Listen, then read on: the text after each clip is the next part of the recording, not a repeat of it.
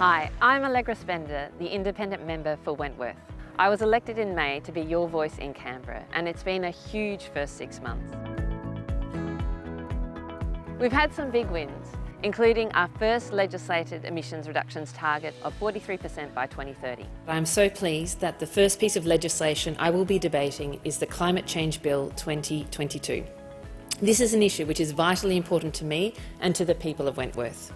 I'll be pushing that target further because that's really important. And I was really pleased to negotiate amendments to strengthen accountability. I believe these changes are reasonable and sensible and will help us make progress towards emissions reduction. I'm very happy to support the amendment, and the government will support the amendment moved by the Honourable Member for Wentworth. We've been advocating for tougher action on fossil fuel subsidies and more ambition on clean energy investments. You know, the cheapest form of energy is renewable energy, and that's where we need to be shifting. Household electrification is a massive opportunity to save on our power bills and to save the planet.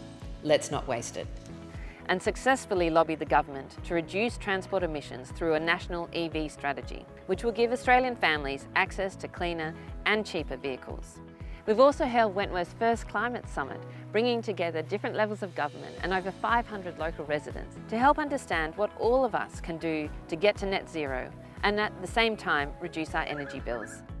Parents in Wentworth told me that high school public education is a really important local issue. So we got the New South Wales government to commit to a consultation on public education in the East.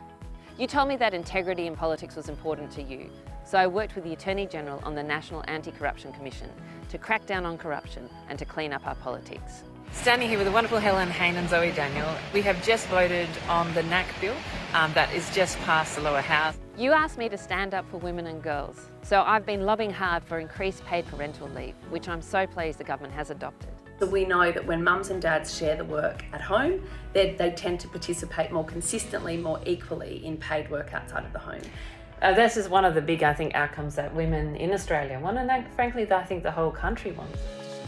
Women want to be represented, and we're sick of waiting. We want to be in the room when people are making decisions about us.